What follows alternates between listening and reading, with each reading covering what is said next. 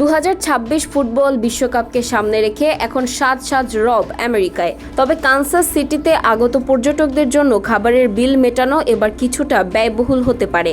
আন্তর্জাতিক দর্শকদের বিভিন্ন সংস্কৃতি এবং টিপিং বা বকশিশ দেওয়ার অভ্যাস না থাকার আশঙ্কায় স্থানীয় রেস্তোরাঁগুলোতে অটোমেটিক টিপিং বা বিলে সরাসরি 20% বাড়তি অর্থ যোগ করার প্রস্তাব উঠেছে। মিজৌরি রেস্তোরাঁ অ্যাসোসিয়েশনের এই বিতর্কিত প্রস্তাব নিয়ে এখন শুরু হয়েছে তুমুল আলোচনা। বিশ্বকাপের সময় কানসাস সিটিতে মোট 6টি ম্যাচ অনুষ্ঠিত হবে।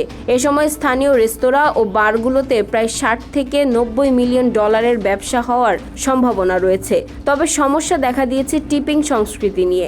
আমেরিকায় রেস্তোরাঁ কর্মীরা সাধারণত মূল বেতনের চেয়ে বকশিশের ওপর বেশি নির্ভরশীল, কিন্তু ইউরোপ বা এশিয়ার অনেক দেশ থেকে আসা পর্যটকরা মার্কিন এই টিপিং প্রথার সাথে পরিচিত নন।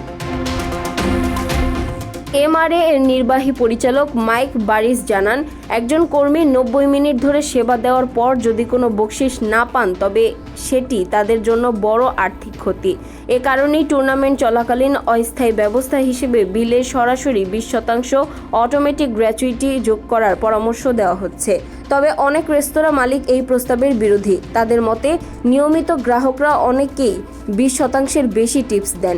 বাধ্যতামূলক নিয়ম করলে তারা ক্ষুব্ধ হতে পারেন। এছাড়া আমেরিকার সাধারণ মানুষ ইতিমধ্যেই অতিরিক্ত টিপিংয়ের চাপে নাজেহাল, যা রেস্তোরাঁ ব্যবসায় নেতিবাচক প্রভাব ফেলতে পারে বলে আশঙ্কা করছেন বিশেষজ্ঞরা।